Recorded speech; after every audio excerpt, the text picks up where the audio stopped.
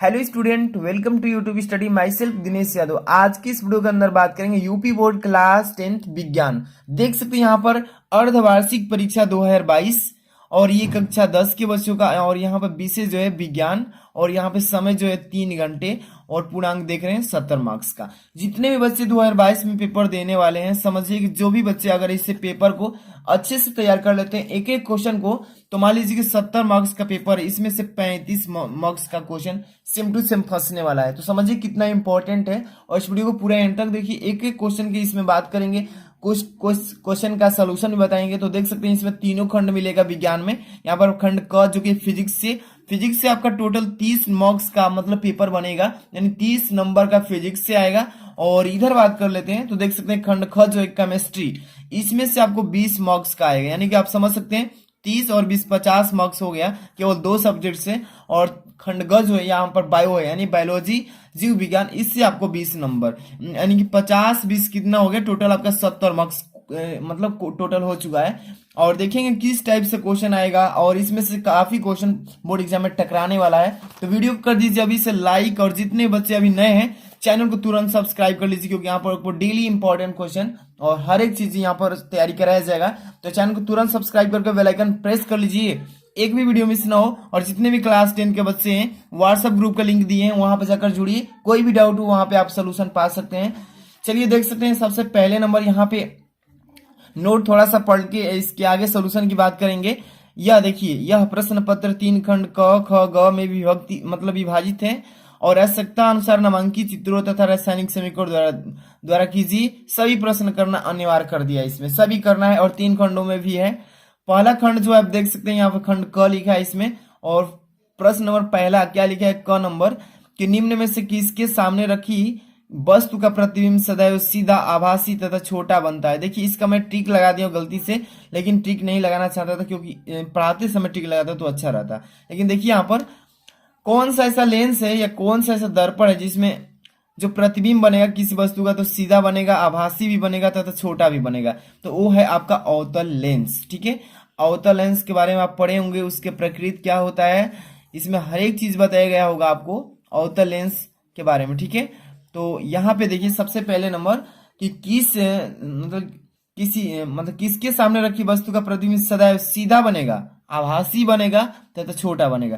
तो वो यहाँ पे उत्तल, अवतल, ये लेंस है, अवतल दर्पण, समतल दर्पण। तो देखिए अवतल लेंस में सीधा, आभासी तथा छोटा बनता है। ठीक है, अब इसके बाद ख नंबर में बात करेंगे। देखिए दूर दृष्टि दोष के कारण वस्तु का प्रतिबिंब बनता है। देखिए दूर दृष्टि दोष जो जिस नेत्र में हो जाता है, तो वो कहाँ पर उसका प्रतिबिंब बनता है, रेटिना पर, रेटिना के आगे, रेटिना के पीछे, नेत्र लेंस पर।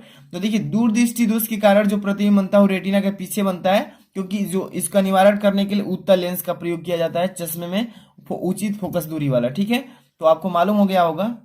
ठीक है, तो इसका राइट आंसर हो जाएगा रेटिना के पीछे। इसके बाद अगला क्वेश्चन देखिए, यदि एक विद्युत बल्ब 12 वोल्ट एवं 30 वाट लिखा है, इसमें प्रवाहित होने वाली धारा बताइए। तो देखिए इसको मैं सॉल्व करके बताता हूं।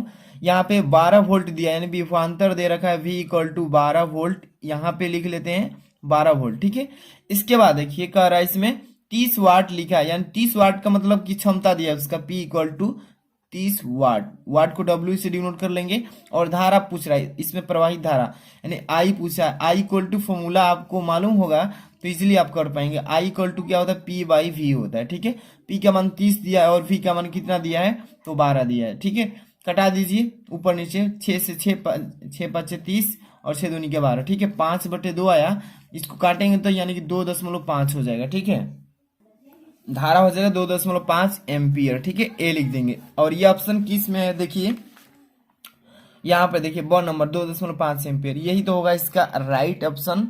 इसके बाद अगला क्वेश्चन, कौन सा चुंबकीय क्षेत्र का मात्रक नहीं है। देखिए नहीं बोला है ना, तो वेबर प्रति metre square, tesla, gauss, newton प्रति एम्पियर स्क्वायर। देखिए वेबर प्रति मीटर स्क्वायर, टेस्ला, गॉस, ये तीनों है इसका मात्रक, चुंबकीय क्षेत्र का मात्रक तीनों है, लेकिन न्यूटन प्रति एम्पियर स्क्वायर ये नहीं है, इसलिए चौथा नंबर ऑप्शन सही हो जाएगा। ठीक है, अगला क्वेश्चन, अवतल दर्पण के मुख्य फोकस की परिभाषा बताइए। अवतल दर्पण जो होता है, अवतल दर्पण का मुख्य फोकस का परिभाषा बताना है। चलिए यहाँ पर थोड़ा सा इसको डिटेल करके बताते हैं। अवतल दर्पण बना लेंगे इस तरीके से, और ये पोल हो गया इसका। अब देखिए देखिए मुख्य अक्ष के समांतर आने वाली प्रकाश की किरणें जिस बिंदु दर्पण से टकराने के बाद जिस बिंदु से होकर जाती है वही उसका मुख्य फोकस कहलाता है। इस इधर से भी जाएगी, दर्पण से टकराने के बाद फोकस से होकर गुजरेगी, तो यहाँ पर जिस बिंदु से होकर जा रही है वही उसका फोकस कहलाएगा। ठीक है, इसके बाद देखिए वर्णांधता से आप क्या समझते हैं। वर्णांधता मतलब होता है कलर विजन, यानी कि जिस व्यक्ति के नेत्र में मतलब कलर पहचानने की जो क्षमता होती है वो समाप्त हो चुकी होती है, उसको वर्णांधता बोलते हैं। यानी कि देखिए यहाँ पे लाल कलर है, यहाँ पर लाल कलर कोई पट्टी है, यहाँ पे हरा है, और किसी व्यक्ति से पूछा जाए कि कौन सा लाल है कौन सा हरा है, उसको मालूम नहीं चल रहा है, दोनों एक समान कलर दिख रहा है, तो समझिए कि उसकी आंख में वर्णांधता है। इसका मतलब कि कलर विजन हो चुका है, यानी कलर पहचानने की क्षमता जो है समाप्त हो चुकी है। ठीक है, अगला क्वेश्चन, यह कहने का क्या तात्पर्य है कि दो बिंदुओं के बीच विभवांतर 1 वोल्ट होता है। तो देखिए विभवांतर 1 वोल्ट का परिभाषा यानी विभवांतर का परिभाषा बता देंगे, सिंपली हो जाएगा इसका आंसर। तो विभवांतर का परिभाषा क्या होता है कि दो बिंदुओं के बीच विभवांतर एकांक धन आवेश को एक बिंदु से दूसरे बिंदु तक लाने में किया गया कार्य को बोलते हैं एक विभवांतर। ठीक है, तो ये हो जाएगा इसका करेक्ट आंसर, 1 वोल्ट बता देंगे।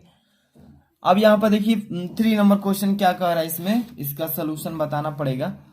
5 सेंटीमीटर लंबा कोई बिंब 10 सेंटीमीटर फोकस दूरी की किसी अभिसारी लेंस से 25 सेंटीमीटर दूरी पर रखा जाता है। प्रकाश किरण खींचकर बनाने वाले प्रतिबिंब की स्थिति बताइए, प्रकृति बताइए, आवर्धन क्षमता बताइए, या अथवा में डायोप्टर क्षमता के लेंस की आवर्धन क्षमता ज्ञान कीजिए जब लेंस किसी वस्तु का प्रतिबिंब स्पष्ट दृष्टि की न्यूनतम दूरी पर बना रहा हो। ठीक है, तो देखिए काफी इजी क्वेश्चन है। इसमें देखिए 5 सेंटीमीटर लंबा कोई बिंब है, यानी कि बिंब की लंबाई दिया है, इसको एच से डिनोट कर लेते हैं, 5 सेंटीमीटर दे रखा है इसमें। और यहाँ पे देखिए 10 सेंटीमीटर फोकस दूरी यानी जो है ये अभिसारी लेंस कहता है, इसका मतलब उत्तल लेंस है, और उत्तल लेंस में फोकस दूरी जो होता है धनात्मक होता है, F equal two plus 10 centimetre. अब इसके बाद देखिए 25 सेंटीमीटर दूरी पर रखा गया, यानी कि वस्तु की जो दूरी है U equal to minus 25 centimetre. अब इसके बाद अब इसमें सबसे पहले नंबर हमें क्या निकाला, प्रतिबिंब की स्थिति यानी कि वी निकालना है, प्रकृति पूछा है इसमें, यानी एस डैश का मान निकालना है। इसके बाद हमें आवर्धन निकाल देना है। ठीक है, यानी मैग्निफिसेंट। तो यहाँ पर देखिए सबसे पहले इसका फार्मूला लगाकर वी निकाल लेते हैं, और वी जैसे निकलेगा तो एच डैश का भी मान निकालेंगे, यानी प्रतिबिंब का साइज। ठीक है, तो चलिए यहाँ पर फॉर्मूला लगाते हैं 1/f, ये आपका लेंस का सूत्र है 1/f equal to 1/v minus 1/u। इस फॉर्मूले से v का मान निकालेंगे, यहाँ पर 1/10 f का मान रखेंगे बराबर 1/v, इसका मान निकालना है, माइनस 1/u का मान माइनस 25 है, ब्रैकेट कर लेंगे इसको 1/10 और इक्वल टू कर लीजिए 1/v, और प्लस में माइनस गुणा तो प्लस 1/25। ओके, अब इसके बाद देखिए चार अक्षर को एक साइड कीजिए, तो देखिए 10 1/10, इसको 1/25 को इस साइड ले माइनस 1/25, और इधर 1/v हो जाएगा। ओके, अब देखिए 10 और 25 का लसा लीजिए, एलसीएम 50 हो जाएगा, और 10 × 50 माइनस 25 दूनी के 50 और 1/v हो जाएगा। 5 में से 2 घटाइए 3/50 होगा और 1/v होगा। v का वैल्यू फाइंड आउट करना है, 3 में 20 से करेंगे 3v हो जाएगा, और 50 में 1 से करेंगे 50 होगा। v का मान निकालना है, 50 का हो जाएगा 3, और 50 में 3 से डिवाइड करेंगे तो 5 से 3 का में 3 यानी 16.666 आएगा। ठीक है, तो 16.67 लिख सकते हैं, क्योंकि देखिए दशमलव के बाद 5 से अगर बड़ा डिजिट होगा और बार बार एक ही रिपीट कर रहा है तो उसमें एक जोड़ करके लिख देते हैं। ठीक है, तो ये भी का मान आ गया 16.67 सेंटीमीटर। अब यहाँ पे हमें निकालना है प्रतिबिंब का साइज। ठीक है, प्रतिबिंब का साइज यानी H dash, M equal to क्या होता है, एच डैश अपान होता है एच, और यहाँ पे इक्वल टू होता है वी अपान यू। देखिए ये होता है लेंस के लिए फॉर्मूला। ठीक है, अब एच डैश का मान निकालना है, एच डैश वैसे छोड़ दीजिए, एच का मान 5 सेंटीमीटर दे रखा है इसमें, है ना, और बराबर की इधर वी का मान अभी निकाले हैं 16। देखिए इसको 50/3 भी लिख सकते हैं, पॉइंट में अगर नहीं चेंज करेंगे तो कटाने में इजी रहेगा। 50/3 लिख लीजिए, और बटा के नीचे आइए, यू का मान -25 है, अब इसके बटा में भी 1 लिख लीजिए, एच डैश बटा में 5 इक्वल टू, अब इसको कटा देंगे चाहेंगे तो 50/3 हो जाएगा, और ये गुणा करिए, एक ऊपर जाएगा -25, 25 दूनी के 50 कट गया, एच डैश बराबर कितना हो जाएगा, देखिए 5 में गुणा की 5 दूनी के 10, एच डैश बराबर 10/3, ये माइनस में होगा।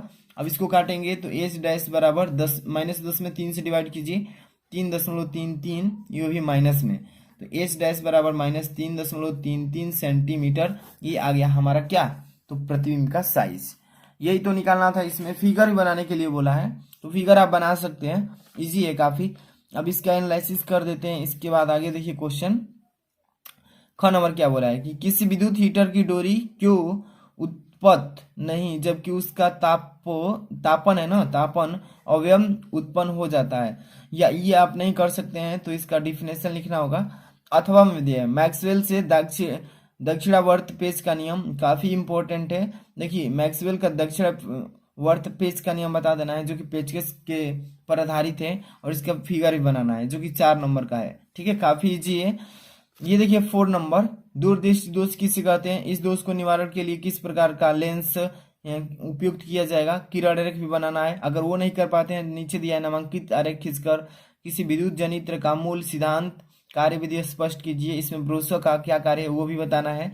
देखिए दूरदृष्टि दोष, जिस व्यक्ति के नेत्र में दूरदृष्टि दोष हो जाता है उसको दूर की वस्तु स्पष्ट दिखाई देती है परंतु नजदीक की दिखाई स्पष्ट नहीं देती है, इसे दूरदृष्टि दोष कहेंगे। और इसका निवारण करना होगा। तो देखिए इसमें दूरदृष्टि दोष का निवारण करने के लिए उचित फोकस दूरी वाला यानी उत्तल लेंस का प्रयोग करेंगे। ठीक है, इसका मैं फिगर भी बना सकता हूं, लेकिन आपको यहाँ पे समझा रहा हूँ बस। ये रहा आपका फिजिक्स का टोटल क्वेश्चन, यही है आपका अर्धवार्षिक पेपर। इसके बाद अभी केमिस्ट्री से बात कर लेते हैं।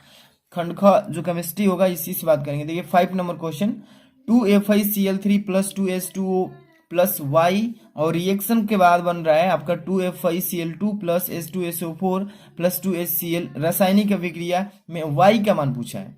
ठीक है, तो देखिए यहाँ पर FiCl3, Fi जो है हमारा फेरिक क्लोराइड प्लस H2O जो है हमारा जल है, और इसमें Y को जोड़ दिया। इसमें पूछ रहा है कि Y क्या चीज यहाँ पर है रासायनिक अभिक्रिया करने के बाद। तो यहाँ पर देखिए इसका संतुलित जब करेंगे समीकरण तो हमारा SO2 बनेगा, सल्फर डाइऑक्साइड। अब यहाँ पे ख नंबर देखिए, शुद्ध जल का पीएच मान जो होता है, पीएच मान जो होता है शुद्ध जल का वो 7 होता है। यहाँ पे जो दिख रहा है 7, ये हो जाएगा राइट आंसर।